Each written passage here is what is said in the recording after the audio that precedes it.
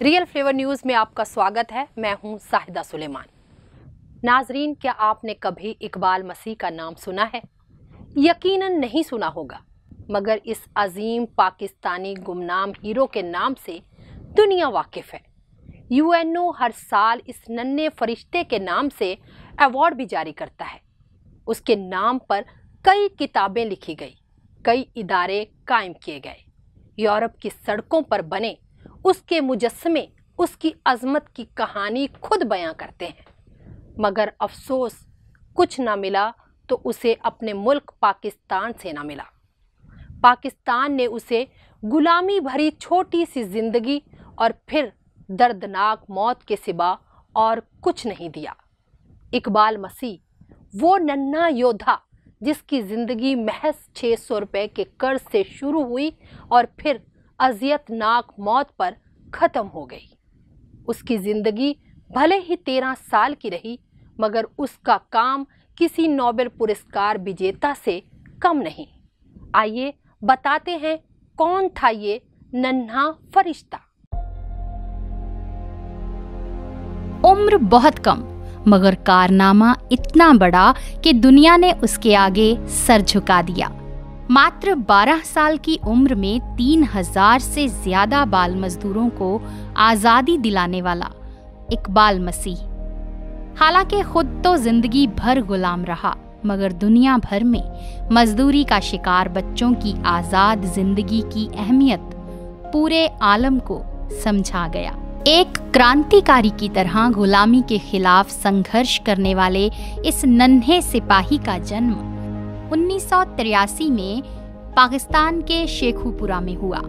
इकबाल की मां एक कालीन बनाने वाली फैक्ट्री में मामूली मजदूरी पर काम किया करती थी। यही मजदूरी इस घर के गुजारे का एकमात्र जरिया थी। इकबाल की मां ने बड़े भाई की शादी के लिए अरशद नाम के एक व्यापारी से 600 रुपए का कर्ज ले रखा था, जिसे वो बीमारी की वजह से अदा न कर सकी। उसे 600 रुपए के बदले इकबाल को फैक्ट्री मालिक के हवाले करना पड़ा। सिर्फ 4 साल का इकबाल फैक्ट्री में मजदूरी करने लगा। 6 साल तक इकबाल दिन में 14 घंटे काम करता रहा। 24 घंटों में सिर्फ एक बार खाना खाता, मगर अपना पेट बांधने के बावजूद उसका कर्ज था कि ज्यों का त्यों बरकरार रहा। इतनी छोटी सी उम्र में इकबाल ने जिंदगी का बहुत ही बदसूरत चेहरा देखना शुरू किया, मगर इकबाल के इरादे और हौसले अभी भी बुलंद थे। एक दिन उसके दिमाग में बगावत ने जन्म लिया और वो 1992 में 10 साल की उम्र में गुलामी की जंजीरें तोड़कर फरार हो गया। क्योंकि फैक्ट्री मालिक बहुत ही असर रसूख वाला आदमी था, इसीलिए इकबाल को जल्द ही गिरफ्तार कर लिया गया। कुछ दिन हवालात में उसके साथ मारपीट की गई और फिर काम के लिए उसे फैक्ट्री में ही कैद कर लिया गया। इकबाल की आजाद होने की कोशिश बेकार चली गई। उसे पहले से भी ज्यादा मशक्कत भरा काम दिया जाने लगा। दूसरी तरफ इकबाल ना सिर्फ अपनी आजादी के ख्वाब देख रहा था, बल्कि पाकिस्तान की फैक्ट्री में अवैध रूप से बंदी बनाए गए हजारों बाल मजदूरों को भी आजाद कराने की तमन्ना उसके जहन में बड़ी होती। उस जमाने में पाकिस्तान में बाल मजदूरी आम थी और छोटे बच्चों को ही बाल मजदूरी के लिए बंदी बना लिया जाता था। 1 साल बाद इकबाल फिर से भाग निकला, मगर इस बार वो चाइल्ड लेबर के खिलाफ काम करने वाली एक तंजीम के पास लाहौर जा पहुंचा।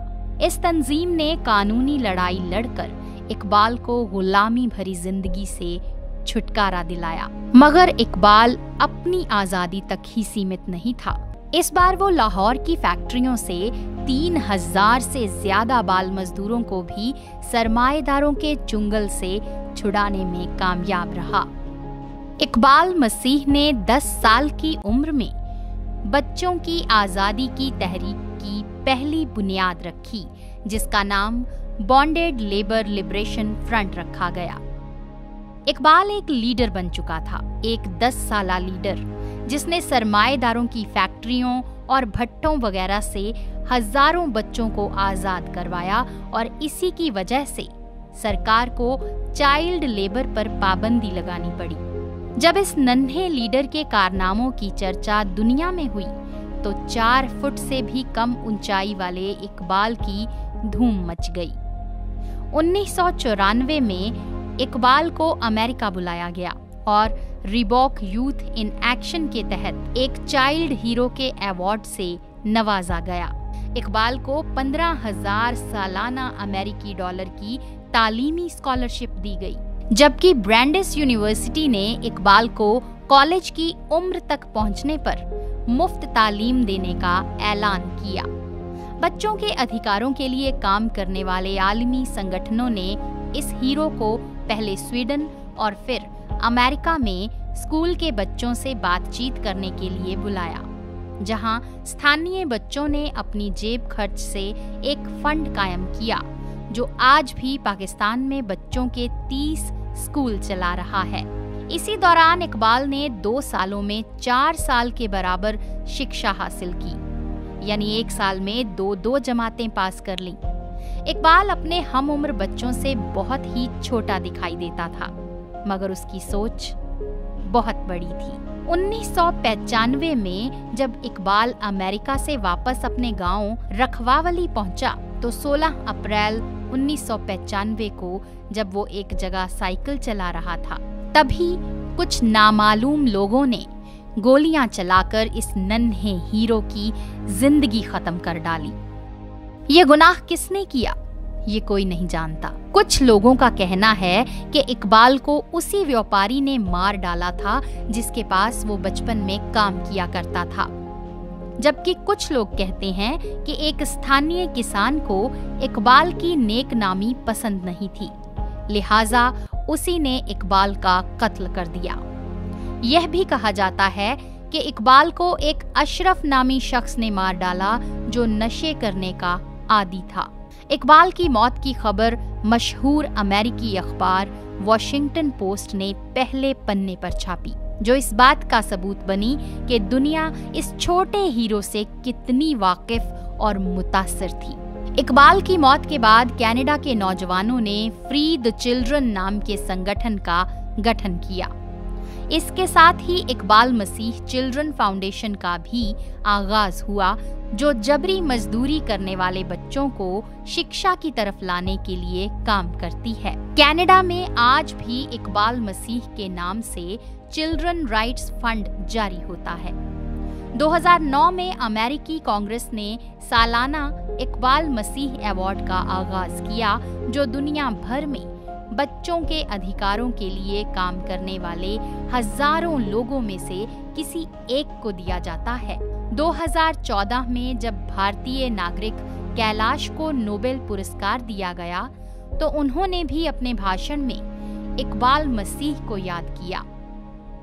इकबाल मसीह का जिक्र इतालवी लेखक फ्रांसिस्को के नावल में भी किया गया और उसकी जिंदगी पर कई दस्तावेजी फिल्में भी बन चुकी हैं। लेकिन अगर कुछ ना मिला तो वो उसके अपने मुल्क पाकिस्तान से न मिला। पाकिस्तान में ज्यादातर लोग इकबाल मसीह को जानते ही नहीं, या यूं कहें कि जिसने जाना भी तो इकबाल मसीह की मौत के बाद ही उसे जाना। इस तरह दुनिया का यह नन्हा हीरो जीते जी अपने वतन में अपनी पहचान को तरसता रहा। यकीनन आपने भी इकबाल मसीह का नाम पहली बार ही सुना होगा, क्योंकि हम जिस समाज में रहते हैं उस पर उद्योगपतियों का कब्जा है और यह उद्योगपति कभी भी अपने गुनाहों को मीडिया के जरिए समाज में आने नहीं देते। इकबाल मसीह आवाज थी सरमाएदारी निजाम को मिटाने की। अखबार, न्यूज चैनल और बाकी मीडिया संस्थानों पर सरमाएदारों का ही कब्जा है। संसद और दूसरे इदारों पर सरमाएदारों के झंडे लगे हैं। ऐसे हालात में खुशहाल बचपन की तलाश कर रहे इकबाल मसीह जैसे क्रांतिकारियों का जिंदा रहना कैसे मुमकिन हो सकता है? सरमाएदारी के खिलाफ उठी इकबाल मसीह की आवाज हमेशा के लिए बंद कर दी गई।